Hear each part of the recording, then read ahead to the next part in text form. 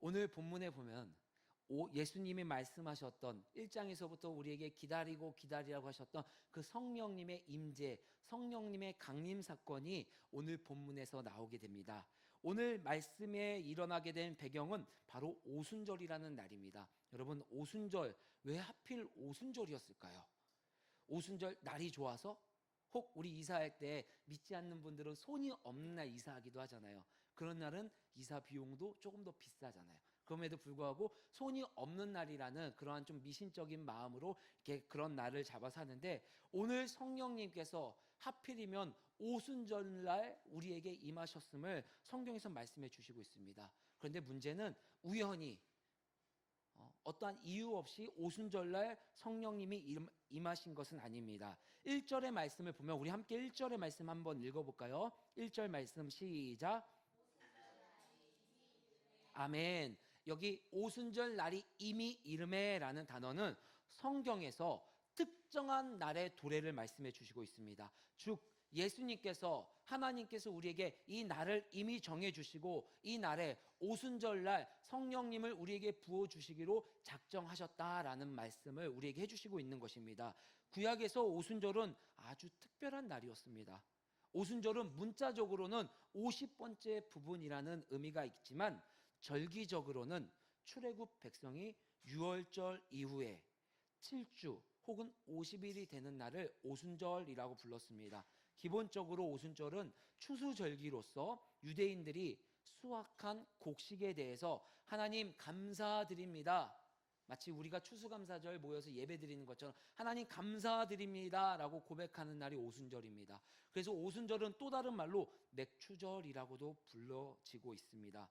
그러나 이러한 추수감사의 감사의 의미 말고도 이스라엘 백성들에게는 오순절이 잊지 못할, 특별한 못할 몇 날이 있습니다. 그 중에 첫 번째가 저희 아내와 결혼한 날짜입니다. 결혼한 날. 왜 잊지 못할까요? 그것은 아마도 제 아내가 너무 사랑스럽고 너무 이뻐서 그날을 잊지 못하는 것일 수도 있지만, 제 아내는요, 그 날을 기억하는 이유가 약간의 죄책감이 있기 때문입니다. 결혼 전날, 저희가 토요일 날 결혼을 했습니다. 토요일 날 결혼을 했는데 토요일 전날 금요일 날 열심히 금요 기도를 하고서, 그때 저희 아내와 저는 좀 거리상으로 좀 멀리 떨어져 있는 상황이었었어요. 그래서 같이 기도하고 나서 저희 아내는 집으로 돌아갔고 저도 집으로 돌아가서 이제 전화 통화를 하게 됐는데, 왜 그랬는지 모르지만 제 마음이 약간 조금 심쿵했나 봐요. 결혼한다는 그 마음에 있어서. 그래서 그 결혼식 전날 제 아내와 전화 통화를 하면서 아내의 마음을 엄청 긁었습니다. 그래서 아내가 결혼식 전날 펑펑 운 거예요, 전화로. 그 새벽, 그 저녁 11시, 12시에. 여러분 생각해 보세요. 결혼식 전날 펑펑 울어서 눈이 팅팅 부어서, 저희 집에 있는 결혼식 사진을 보면요, 나와요. 실물이 훨씬 뛰어난데 결혼식 사진을 보면요, 딱 알아요. 이 눈이 팅팅 부어가지고, 인생에 한 번밖에 없을 그 결혼식을 눈물로 준비케 한 죄책감 때문에 저는 아직도 그 결혼식 날을 잊지 못하고 제 마음에 늘 새겨져 있습니다. 두 번째는요, 제가 처음으로 성령의 은사들을 경험한 날입니다. 여러분들도 아마 저와 이렇게 비슷한 경험들을 했을 거예요. 이 이야기는 뭐 길게 하진 않겠지만, 이렇게 저처럼 뭐 죄책감이 있어서 기억하는 날, 아니면은 성령의 은사들을 하나님이 부어주셔서 그 놀라운 하나님의 은혜를 경험한 날, 그런 날들, 이 둘의 공통점이 무엇인지 아십니까? 다름이 아니라 바로 처음 경험이라는 것입니다. 첫 경험. 언제나 첫 경험은 우리 마음에 큰 울림을 줍니다. 이스라엘 백성들에게도 이 오순절이라는 날은 잊지 못할 처음 경험을 한 날입니다.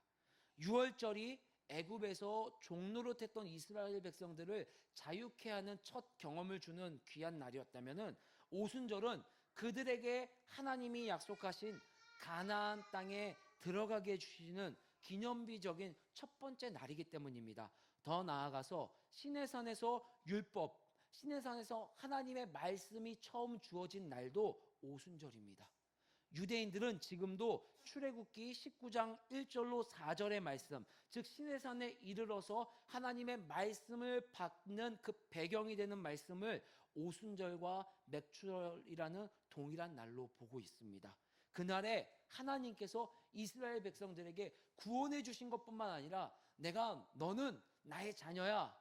다른 어떤 사람들과는, 다른 어떤 백성들과는 약속을 맺지도 않고 율법이라는 내 사랑의 징표도 주지 않았는데 너희들에게는 내가 그 말씀을 주었어 라고 처음 하나님의 사랑의 고백을 받는 날, 그날은 너무나도 기억에 남을 수밖에 없는 날이고 특별한 날입니다. 출애굽기 19장 11절 말씀을 제가 읽어보겠습니다. 준비하게 하여 셋째 날을 기다리게 하라. 이는 셋째 날에 나 여호와가 온 백성의 목전에서 시내산에 강림할 것이니. 시내산에 강림하셔서 말씀을 준 날. 그래서 이스라엘 백성들은요, 무슨 일이 있어도 1년에 이 유월절을 지키는 날은 내가 어디에 있건 예루살렘에 와서 하나님 앞에 감사절을, 이 첫사랑의 고백을, 첫사랑의 감격을 하나님 앞에 누리게 되는 것입니다. 오늘 성경에 오순절 날에도 이러한 마음들이 모여서 온 열방에 퍼져나간 유대인들이 예루살렘에 모이기 시작한 날입니다. 온 열방에. 그래서 이 날에 하나님께서 첫 언약을 주신 날, 첫 사랑을 베풀어 주신 날을 기념하며 이제 이스라엘 백성들과 온 열방 사람들에게 성령을 주신 날이 바로 이 오순절 날이라고 성경에서 말씀해 주시고 있는 것입니다. 가나안 땅에서 새로운 하나님의 공동체가 세워진 것처럼 너희도 우리도 성령으로 말미암아 새로운 공동체가 세워질 것임을 오순절날 성령님을 통해서 말씀해 주시고 있는 것입니다. 그 공동체는 율법, 선민사상 그러한 것으로 고립된 죽은 공동체가 아니라 이제 성령으로 말미암아 살아 움직이는 모임, 하나님의 나라가 드러나는 모임이 시작될 것임을 말씀해 주시고 있는 것입니다. 구약의 백성들은 아브라함의 자녀만 하나님의 백성이었습니다. 구약의 오순절에 구약의 그 사상만 가지고 그 생각만 가지고 있던 사람들은요, 저와 우리들이요 너무나도 하찮은 사람들인 거예요. 그래서 지금도 이스라엘 백성 가면 유대인들이요, 랍비들이 저희들을 바라볼 때 어떻게 보십니까? 보는 줄 아십니까? 정말 무시하듯이 쳐다봅니다. 왜냐하면 그 사람들은 나는 아브라함의 자손인데, 나는 하나님이 택한 백성인데. 제가 가서 랍비들은요 정말 좀 랍비들 중에서 등급이 있습니다. 높은 랍비들은요, 아니 말도 섞지 않습니다. 이방인들하고는 얼굴도 눈빛도 마주치지 않습니다. 왜냐? 선민사상으로 가득 차 있기 때문입니다. 또 두 번째로는 구약의 하나님은요 유일신 야훼 하나님만 믿었어요. 또 구약의 종착점은 온 우주가 이스라엘 중심으로 재편되는 것이에요. 온 우주가 이스라엘이 무조건 중심이 되어야 되는 거예요. 그런데 하나님께서는 성령님을 우리에게 보내주심으로 말미암아 오순절날 성령님을 통하여 저와 우리들에게 새로운 공동체를 만들어 주셨습니다. 그 새로운 공동체 속에서 발견되는 사람은요, 더 이상 아브라함의 자녀가 아니라 예수 그리스도를 영접하는 자녀가 하나님의 백성이 되는 은혜를 부어 주셨습니다. 우리는 유일신 야훼를 믿는 것이 아니라 성삼위일체의 하나님을 믿게 되는 것입니다. 또 우리의 종착점은 그들처럼 이스라엘 중심으로 하나님이 온 우주를 개편하는 것이 아니라 하나님께서는 예수 그리스도를 통하여서 이 땅에 하나님 나라를 가져오셨고 그 하나님 나라를 우리가 누리고 더 나아가서 다시 오실 예수님이 완전한 하나님 나라를 가져오실 것을 믿고 기다리는 그 신앙이 바로 우리에게 부어주시고 새로운 공동체로 우리를 세워주신 것입니다. 하나님은 오순절날, 특별히 이 오순절날 첫 언약을 기억하며 이제 내가 새 언약으로 새 은혜로 갱신해 주겠다라는 의미로 우리에게 오순절날 성령님을 우리에게 부어주신 것입니다. 사도행전 2장 4절의 말씀을 함께 읽어보겠습니다. 사도행전 2장 4절의 말씀 시작. 그들이 다 성령의 충만함을 받고 성령이 말하게 하심을 따라 다른 언어들로 말하기를 시작하니라. 아멘. 오순절날 성령의 충만함, 성령의 임재를 부어주시는 거예요. 그런데 성령님께서 이렇게 임하실 때는 두 가지의 현상이 나타납니다. 읽지는 않았지만 먼저 외적인 현상들이 나타납니다. 2절로 3절 말씀에 소리와 빛, 우리가 볼 수 있는 빛, 어떤 초자연적인 눈에 보이는 현상들이 동반되기도 합니다. 또 두 번째, 내적으로는요, 눈에 보이지 않는 현상들이 우리 심령 가운데 일어나기 시작합니다. 오늘 성령님이 최초에 임하는 사건 가운데는 눈에 보이는 현상과 눈에 보이지 않는 현상, 이 두 가지가 함께 동반이 되었습니다. 눈에 보이지 않는 현상은 다른 언어, 즉 방언을 말하게 되는 것입니다. 우리 안에 어떤 일이 일어났는지는 모르겠습니다. 성령님이 내 안에 어떠한 역사로 어떻게 나에게 임했는지는 모르겠지만 눈에 보이는 빛과 소리에 특별한 현상이 나타나고 내 안에서는 다른 언어를 말하는 방언이라는 현상이 나타나게 된 것입니다. 그런데 문제는 이 방언에 대해서 잘 알지 못하기 때문에 방언에 대해서 오해가 있고 곡해가 있습니다. 성경에서 방언은 두 가지의 용례로 사용되어지고 있습니다. 두 가지의 뜻으로 사용되어지고 있습니다. 첫째로는요, 우리가 일반적으로 교회에서 보고 듣는 영적인 하나님과의 교감의 언어, 그것을 방언 많이 듣고 보셨을 거예요. 저희 교회에서도 이렇게 그 방언으로 기도하시는 분들이 계시는데 그러한 방언을 말하고 있습니다. 고린도전서 14장 2절의 말씀 한번 찾아서 읽어볼까요? 고린도전서 14장 2절의 말씀입니다.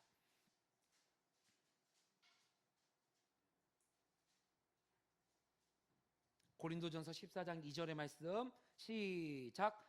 방언을 말하는 자는 사람에게 하지 아니하고 하나님께 하나니 이는 알아듣는 자가 없고 영으로 비밀을 말함이라. 아멘. 이 방언은 하나님께 기도하는 것을 말합니다. 우리의 영이 하나님과 교통하는, 도저히 이해할 수 없고 하나님이 은사를 주셔서 통변의 은혜를 주시지 않는다면 그것이 어떤 말인지 어떠한 기도 제목인지 알 수 없는 신비의 언어, 이 방언에 대해서는 좀 더 깊이, 좀 더 넓게 나눌 수 있는 은혜 시간이 꼭 있었으면 좋겠습니다. 왜냐하면 저는 앞서 말씀드렸던 것처럼 성령의 은사들을 경험했을 때 하나님이 주셨던 그런 놀라운 은혜들을 함께 우리 가족들과 나누기를 소망하기 때문입니다. 근데 두 번째 방언은 오늘 본문에서 나온 방언입니다. 사도행전 2장 4절로 6절의 말씀을 한번 읽어보겠습니다. 사도행전 2장 4절로 6절의 말씀 시작. 그들이 다 성령의 충만함을 받고 성령이 말하게 하심을 따라 다른 언어들로 말하기를 시작하니라. 그때 경건한 유대인들이 천하 각국으로부터 와서 예루살렘에 머물러 있더니 이 소리가 나매 큰 무리가 모여 각각 자기의 방언으로 제자들이 말하는 것을 듣고 소동하여. 아멘.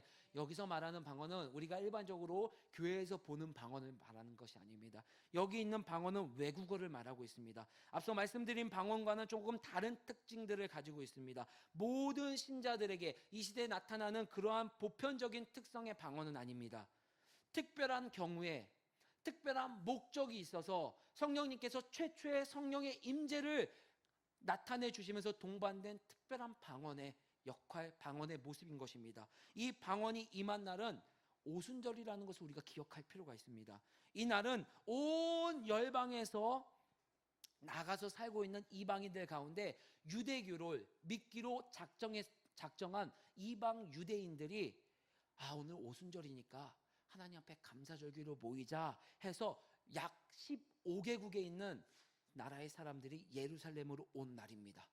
9절로 11절의 말씀에 보면은 이 온 열방이 어디에 있는지를 보게 될 수 있는데요. 오늘 그 사진을 제가 교회 홈페이지에 올려놨으니까 한번 시간 되시는 분들은 메대가 여기구나, 갑바도기아가 여기구나, 로마가 거기구나, 그레데가 거기구나 라는 것을 알 수 있을 것입니다. 그 예루살렘을 중심으로 퍼져 있는 그 15개국에 있는 사람들이 오게 되었는데, 문제는 이 시대에 문화적인 배경이 있습니다. 이 시대는 헬레니즘이라는 문화를 배경을 가지고 있어요. 그래서 자기가 살고 있는 지역의 언어를 배우는 것뿐만 아니라 내가 활동하고 있는 나라의 언어들도 활용하는 것이 보편화된 문화를 가지고 있었던 사람들이에요. 그래서 메대 사람들은 메대 언어도 하지만 유대교로 개종했기 때문에 때로는 히브리어, 때로는 아람어, 때로는 로마가 통치하고 있었기 때문에 헬라어, 이 세 개 중에 한두 개는 꼭 하고 있었던 사람들이에요. 그러니까 엄청난 사람들이죠. 여기 있는 사람들은. 그래서 대부분 상인들이라고 합니다. 상인들. 그래서 메대 사람은 메대 언어도 하고 헬라어도 하고, 한국어도 하나 하기도 힘든데, 국어 말하는 것조차도 힘든데, 여기 이 시대의 사람들은 갑바도기아어, 그레데어, 뿐만 아니라 헬라어, 아람어, 히브리어 이것 중에 하나를 해서 여기 와서 머무르는 사람들이었었습니다. 예루살렘에 이 사람들이 와서 이제 오순절 날을 지키려고 오순절 절기를 지키려고 가만히 있다 보니까 갑자기 어디서 우리 고향 언어가 들리는 거예요. 메대어, 갑바도기아어, 아니면 그레데어, 아니면 아라비어, 자기 고향에서 쓰던 말들을 갈릴리, 이 사람들은 갈릴리를요 촌놈이라고 생각했어요. 배우지 학력도 짧고 어부나 물고기나 낚는 사람이라고 조금 무시하고 있었던 경향이 있었던 시대입니다. 가만 보니까 이거 뭐 내가 봤을 때 무시할 만하고 공부도 별로 못한 친구가 무슨 어떻게 내 메데오를 하지? 어떻게 내 갑바도기아어를 하지? 어떻게 그레데어를 하지? 오늘 이런 상황이 벌어지게 된 겁니다. 2장 7절로 8절 말씀 한번 읽어볼까요? 시작. 다 놀라 신기하게 여겨 이르되 보라 이 말하는 사람들이 다 갈릴리 사람이 아니냐. 야, 이 갈릴리 촌놈 아니냐. 공부도 별로 못하고 평생 어부만 하고 제대로 된 높은 학력의 수준을 배우지도 못한 사람인데 어떻게 이 언어를 말하지? 8절 시작. 우리가 우리 각 사람이 난고 방언으로 듣게 되는 것이 어찌 됨이냐. 이 방언은 랭귀지, 다른 언어를 말하고 있는 것입니다. 어떻게 이 언어를 내가 들을 수 있게 되는 거지? 너무 놀랍고 의아한 거예요. 그런데 더 놀랍고 의아한 것은요, 그 자기의 나라의 말로 들리는 그 언어를 가만히 듣고 있어 보니까 그 언어가 의미하는 바가 너무나도 놀라운 거예요. 그 언어가 의미하는 바는 다른 것이 아니라 하나님의 큰 일을 말하고 있더라는 거예요. 하나님의 큰 일을 내 고향 언어로, 내 고향은 아직 하나님을 믿지 않는 나라인데, 내 고향은 아직 유대교, 유일신을 믿지 않는 나라인데 어떻게 그 나라 언어로 내가 하나님의 큰 일을 듣고 있지? 2장 12절 말씀 시작. 그레데인과 아라비아인들이라 우리가 다 우리의 각 언어로 하나님의 큰 일을 말함을 듣는도다 하고, 여러분 하나님의 큰 일을 듣고 갈릴리 사람들을 향하여서 어떻게 이 사람들이 우리에게 하나님의 큰 일을 말하지라는 질문을 하고 있는 거예요. 하나님의 큰 일이라는 것이 도대체 무엇입니까? 포괄적으로 성경 전체적으로 말한다면은 다시 한번 너희들에게, 메대인들에게, 갑바도기아인들에게, 온 열방 사람들에게, 지금 이 장안동에 살고 있는 우리들에게 하나님께서 개입해 주신다라는 거예요. 하나님이 가만히 있지 않고 하나님이 어둠 속에서 침묵하고 있는 것이 아니라 이제 내가 드러나서 하나님께서 너희들을 사랑하고 너희들에게 개입해서 이제 하나님의 일을 할 거야 라는 그런 놀라운 하나님의 선포가 오늘 이루어지고 있다는 것입니다. 하나님께서 저와 우리들에게 일을 해주신다는 거예요. 그것을 포괄적으로 말했지만 집약적으로 말하면 바로 이어지는 베드로 설교에서 베드로가 말하고 있습니다. 그것은 다름 아니라 너희들이 죽였고 너희들이 핍박했던 예수님이 너희에게 주와 그리스도가 되어 주실 거야. 그토록 기다렸던 메시아, 그 메시아가 예수님이고 그 예수님을 통해서 하나님 나라를 이제 너희들이 누릴 수 있어. 온 열방 가운데, 모든 사람들 가운데 그 하나님의 큰 일이 선포가 되고 있는 것입니다. 그런데 이 말씀을 준비하면서 저도 다시 한번 고민하고 다시 한번 생각했습니다.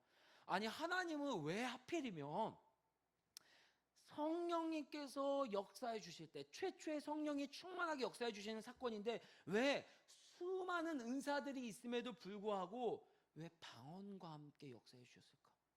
여러분 우리 생각에 성령님이 딱 역사해 주셨을 때 정말 암이 걸린 환자가 암이 낫게 되고, 병든 자가 병이 낫게 되고, 안진뱅이가 일어나게 되고, 눈먼 자가 눈에 보여지는 그런 놀라운 초자연적인 일이 일어났다면 좀 더 우리 생각에는 효율적일 것 같은데, 하나님은 최초의 성령 충만한 성령의 임재 사건 가운데 굳이 하나님께서는 방언이라는 은사로 함께 해주셨습니다. 그 이유를 성경의 말씀을 묵상하다 보니 두 가지 견해로 제가 찾아볼 수 있었습니다. 첫 번째로는요, 하나님 나라의 회복입니다. 하나님 나라의 회복에 가장 큰 역할을 할 수 있는 것이 바로 이 방언이라는 은사이기 때문에 성령님께서 부어주신 것입니다. 여기서 길을 잃지 않으면 돼요. 방언이라는 은사가 너무 중요한데, 여러분 중요한 것은요, 방언이라는 은사가 왜 오게 되었느냐, 그것은 다름이 아니라 성령님께서 임재해 주시는 것을 우리가 누릴 수 있고 고백할 수 있기 위한 방언을 주신 것입니다. 방언보다 더 중요한 건 성령님께서 임재해 주셨다는 사실을 우리가 잊지 말고 하나님 말씀으로 더 같이 따라오셨으면 좋겠습니다. 하나님 나라의 회복, 즉 교회를 통해서 하나님께서 하나님 나라의 회복을 알려주시기 위해 은사로 방언을 함께 수반해 주신 건데, 이 방언을 들었을 때 이스라엘 백성들은요, 와, 하나님 정말 임재하셨군요, 하나님 정말 감사합니다, 하나님 정말 이제 우리 가운데 역사하셨군요 라는 반응이 아니라 소동을 했습니다. 이 방언을 듣고 많은 사람들이 소동을 했어요. 뭔 일이야, 뭔 일이야. 이 소동이란 단어를 봤더니 깜짝 놀라게 되었다, 제정신이 아니다라는 단어로 이 소동이란 단어가 성경에서 사용되어졌습니다. 이 방언을 들은 사람의 심리 상태가 지금 제정신이 아니라는 거예요. 이게 뭐야? 갑자기 왜 다른 나라 언어를, 왜 갑자기 이 언어가 들리고 왜 하나님 나라의 큰일이 나한테 들리지? 이 표현이 동일하게 성경에서 쓰여졌는데 창세기 11장 7절에 바벨탑을 쌓을 때 동일하게 사용되어집니다. 창세기 11장 7절 말씀 함께 읽어볼까요? 제가 읽어보겠습니다. 한번 잘 들어보세요. 자, 우리가 내려가서 거기서 그들의 언어를 혼잡하게 하여 그들이 서로 알아듣지 못하게 하자 하시고, 혼잡하게 했다라는 단어가 소동했다라는 단어가 똑같아요. 이때 이 바벨탑 쌓던 시기는요, 언어가 하나로 통일되어 있던 상황이죠. 언어가 하나로 통일되어 있으니까, 야, 이제 이 바벨탑 성을 쌓아서, 야, 하나님께서 우리에게 약속해 주셨지 않냐, 이제는 다시 홍수로 물로 심판해 주지 않는다고 했는데, 우리가 그래도 하나님을 또 홍수로 우리를 심판할지 모르니까 흩어짐을 면하기 위해서 높은 바벨탑을 쌓자. 그리고 높은 바벨탑을 쌓으면서 우리도 하나님처럼 높아지자, 그 영광의 자리에 내가 있어보자 라고 해서 그들이 연합해서 바벨탑을 쌓게 된 사건, 그 사건을 하나님께서 보시고 내려와서 언어를 흩으시면서 그들에게는 혼잡한, 제정신이 아닌 상태가 되었다라고 말씀하고 있습니다. 이스라엘 백성들은 아마 우리보다 더 잘 알고 있을 것입니다. 이 바벨탑 사건을 자신들의 조상들, 자신들의 할아버지가 겪었던 사건이기 때문입니다. 그들의 교만으로 말미암아 언어가 흩어진 불순종의 사건, 하나님의 이 진노 사건을 알고 있는 이스라엘 백성들에게 하나님께서 성령님을 부어주시면서 흩어졌던 언어를, 혼동이 되었던 언어를 일시적으로 다 모두가 들을 수 있는 은혜를 부어주신 것입니다. 에덴 동산에서부터 말라기 선지자까지 이렇게 회복되지 못했었던 하나님 나라, 흩어졌었던 이스라엘 백성들, 하나님께 반역함으로 말미암아 하나님의 나라를 누리지 못하고 있었던 이스라엘 백성들에게 하나님이 메시아를 통하여서, 그리스도를 통하여 회복시켜 주리라 한 그 하나님 나라가 이제 성령님께서 언어를 하나로 뭉쳐주시면서 바벨탑 사건을 예표로 들면서 우리에게 봐라, 그때는 흩어서 너희들을 내가 하나님 나라를 기다리겠지만 이제는 내가 그 언어를 일시적으로 하나님의 초자연적인 능력으로 묶어주면서 하나님 나라가 다시 시작됨을 알려주고 있는 것입니다. 오순절날, 그것도 방언이라는 은사를 통하여서 12사도에게 내린 성령을 통하여서 이스라엘은 하나님 나라가 이스라엘 그 민족 가운데 회복됨을 보여주시고, 이제 2장 하반절에 온 열방에 있는 유대인들에게 내린 성령을 통하여서 온 열방 가운데도 하나님 나라가 임하고 회복되어 주심을 우리에게 표징적으로 샘플로 말씀해 주시는 사건이 오늘 성령 임재와 은사인 방언을 통해 말씀해 주시고 있는 것입니다. 너무 놀라운 것은요, 이 2장에 나오는 15개국 이상의 나라가 이제 이후에 바울 사도를 통하여서 선교 사역이 활발하게 이루어지며 교회가 세워지는 나라와 일치한다라는 것입니다. 하나님은 보여주는 거예요. 더 이상 이스라엘 민족에게만 하나님 나라가 국한된 것이 아니라 이제 성령님을 통하여서 피 한 방울 섞이지 않은 우리 아시아, 이 대한민국의 사람들에게도 성령님을 통하여 예수님을 믿게 된 것 아닙니까? 오늘 우리 가족들이 이 자리에 왔습니다. 교회에 왔습니다. 예수님을 믿었습니다. 어떻게 온 것입니까? 내가 잘해서요? 우리 엄마 아빠가 예수님 믿어서요? 아닙니다.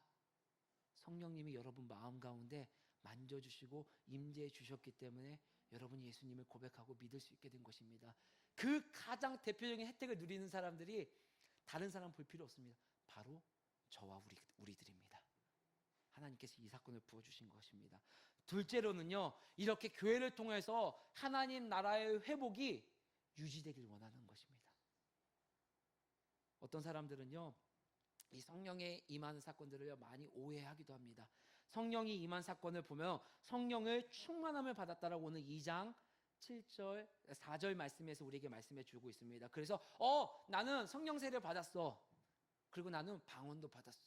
나는 어떤 은사도 받았어. 그러니까 나는 이제 하나님이 함께하는 사람이야 라고 착각하고 살아가는 사람들이 있습니다. 그런데 오늘 성경을 조금만 더 자세히 들여다보면 그것은 잘못된 생각임을 우리가 알 수 있습니다. 성령님이 충만함을 받았다라는 문장은요, 여러분 그냥 들으시면 될 것 같습니다. 헬라어 문법으로는요, 부정과거형 직설법이라는 용법을 썼어요. 근데 그것은요, 뭐 부정과거형 직설법은 기억 안 하셔도 되는데 그 뜻은 무슨 뜻이냐? 바로 이 부정과거형 직설법은요, 과거의 한 순간에만 임했다라는 것입니다. 그것이 쭉 임해서 주님 오실 때까지 쭉 이어지는 것이 아니라 그 순간만큼만 하나님께서 계획하신 어떤 목적이 있어서 이루어지셨다는 뜻입니다. 그래서 이 말은 성령의 능력이, 성령의 감동이 아주 짤막한, 아주 순간적인 폭발 형태로 일어났다는 것을 말하고 있습니다. 그래서 이 성령의 사건이 우리가 주 앞에 설 때까지 유지되는 것이 아니라 이 순간 하나님을 일을 위해 우리가 사용되어졌고 그 하나님의 은혜를 경험했지, 그렇다면 그 하나님의 나라의 일을 위해서는 우리가 이 성령 충만의 상태로 계속해서 사모하며 나가야 된다는 것을 저와 우리 가족들에게 말씀해 주시고 있는 것입니다. 그래서 혹시 방언을 말한다는 이유로 우리 자신이 충만하다고 생각하면 안 됩니다. 혹시 다른 어떤 은사가 있다고 해도 우리가 그것이 내 성령 충만을 보장하고 있다라고 말하고 있는 것은 아닙니다. 그래서 에베소서 5장 18절 말씀에 술 취하지 말라, 이는 방탕한 것이니 오직 성령으로 충만함을 받으라.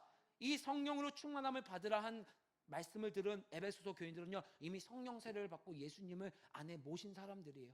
근데 바울은 말하는 거예요. 아니야, 성령의 충만함을 받아야 돼. 성령의 충만함을 계속해서 유지하며 하나님 나라가 너희 가운데서 계속해서 확장되어질 수 있도록 내 심령 가운데 계속해서 하나님께 나아가야 돼야 된다라고 말씀해 주시고 있는 것입니다. 방언을 주신 목적은요, 우리가 뭔가 자랑하라고, 뭔가 우리가 특별한 사람이라고 느껴지라고 주신 것이 아니라 우리가 교회됨을, 우리가 하나님 나라를 누릴 수 있음을 유지할 수 있도록, 살아갈 수 있도록 은혜의 한 방편으로 우리 가족들에게 주셨던 것입니다. 그래서 고린도전서 14장 14절로 18절 말씀에 내가 만일 방언으로 기도하면 나의 영이 기도하거니와 나의 마음은 열매를 맺지 못하리라. 방언을 통해서 우리 영이 기도함으로 열매를 맺어가면서 우리가 더욱더 하나님 앞에 우리 영이 늘 새로워지며 하나님과의 영적인 교통함이 깊어지며 풍성해질 수 있도록 주신 것이라는 것입니다. 그래서 하나님께서 처음 성령의 충만함을 방언이란 은사를 통해서 더욱더 그리스도 닮은 사람이 되었으면 좋겠다, 더욱더 진실한 신앙을 가진 사람이 되었으면 좋겠다, 더욱더 기도하는 사람이 되었으면 좋겠다라는 마음으로 하나님께서 이 방언의 은사를 주신 것입니다. 일그러진 성령의 얼굴이라는 책이 있습니다. 고신 측에 있는 박영돈 목사님이 쓰신 책입니다. 여러분 고신 측이 어떤 곳인지 아십니까? 고신 쪽은요, 우리 장로교 중에서 한 분파 중에 한 곳인데, 이 고신 쪽은요 되게 프라이드가 있습니다. 자존심이 엄청 강합니다. 왠지 아십니까? 신사참배를 거부한 교단이기 때문입니다. 그리고 그 정통적인 교회이기 때문에요, 기도할 때요 소리가 안 들립니다. 주여 이런 소리만 들립니다. 마치 저희 교회가 통성 기도하는 것처럼 그런 기도가 없습니다. 교회마다 다르지만 일반적인 고신 교단들은, 그곳에서 교수님으로 하는 박용돈 목사님이 일그러진 성령의 얼굴이라는 책에서 이 성령의 은사로 방언에 대해서 언급한 부분이 있습니다. 그런데 이 목사님은요, 제가 이 목사님의 견해를 조금 차용을 했죠. 방언에는 이 두 가지 견해로 사용되어진다. 그런데 이 목사님께서 방언의 잘못된 사용에 대해서 일예를 하나 말씀해 주셨는데, 그 책을 제가 잠깐 인용하길 원합니다. 오랜 신앙생활을 하는 한 권사님, 집사님이 계셨대요. 그 집사님이 너무 방언을 받고 싶어가지고 하나님 저 방언 좀 주세요, 방언 좀 주세요, 이렇게 오랜 시간 동안 때로는 작정하고 기도를 했는데 하나님이 방언을 안 주신다라는 거예요. 근데 좀 이렇게 제대로 교육받지 못하신 분들이 뭐 방언 못 받은 사람은 무시하고 마치 방언 받은 게 뭔가 내가 특별해서 받은 것처럼 이렇게 하니까 이 권사님 집사님이 너무 상처를 받으신 거예요. 그래서 이 집사님이 상담을 받으셨대요, 한 목사님이.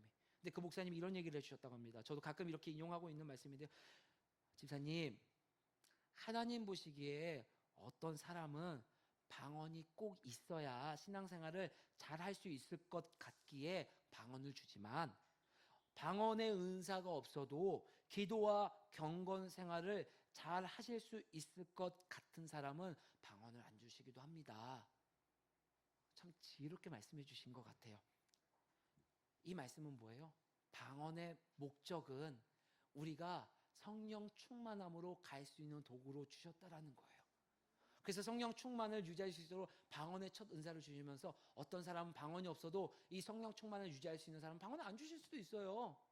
우리가 잘 알고 있는 훌륭한 목사님들 중에서 방언 못 받으신 분들도 많이 있습니다. 뭐 조지 휘필드, 뭐 또 유명한 찰스 스펄전, 우리나라 목사님으로 치자면요, 우리 통합 측에 훌륭하신 그 한경직 목사님도 방언 못 받으셨어요.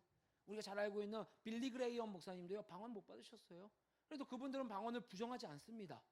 내가 경험하지 못했다고 해서 그 방언하는 분들에 대해서 잘못된 거야 라고 결코 말하지 않았습니다. 방언의 목적이 무엇인지 잘 알고 있기 때문에. 그들은 방언이 없어도, 그 목사님들은 방언이 없어도 내가 충만함으로 하나님 나라가 확장되는 그 도구로 잘 사용되어질 수 있었기에 하나님은 방언을 안 주신 것이고, 저같이 믿음이 약하고 저같이 정말 봐야지 이 연약한 자에게는 방언을 때로 주시기도 하고 그런 것입니다. 방언의 목적은 하나님 나라, 하나님 일을 위해서 주셨다라는 것입니다. 그런데 이렇게 성령 충만함으로 하나님께서 방언이라는 은사를 부어주시면서 하나님의 큰 일, 이제 하나님께서 우리를 통해서 하나님의 나라가 확장되어질 거야 라는 그 놀라운 선포가, 놀라운 역사들이 일어나는 데는요, 두 종류의 태도가 나옵니다. 2장 11절, 12절로 13절 말씀, 사도행전 2장 12절로 13절 말씀입니다.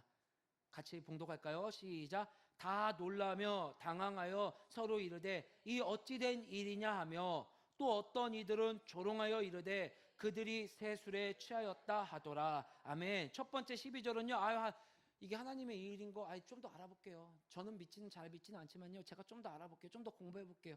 두 번째 태도는요, 13절 회의적입니다. 적대적입니다. 조롱합니다. 야, 저 새 술에 취한 거 아니야?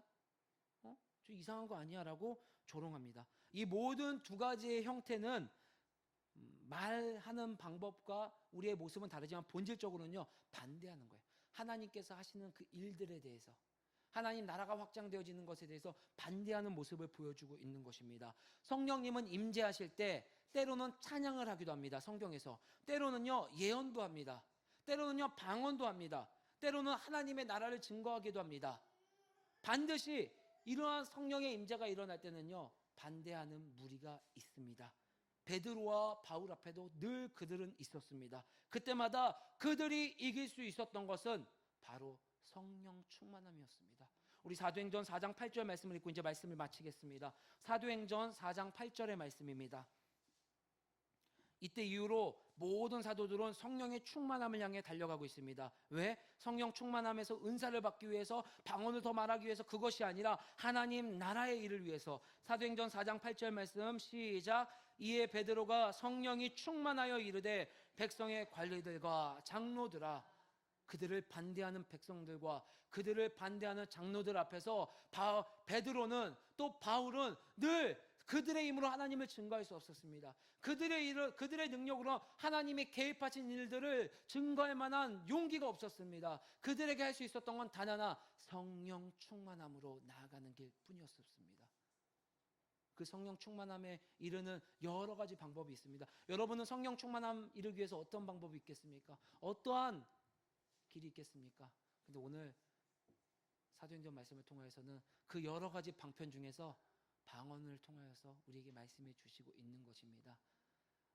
우리를 통하여서 일하실, 우리 교회를 통하여서, 한 명 한 명의 교회를 통하여서 하나님께서 하나님 나라의 일을 하실 그 성령의 임재를 감격하며 그 성령의 임재 가운데서 충만함으로까지 나아갈 수 있는 우리 가족들이 되기를 주의 이름으로 간절히 소망합니다.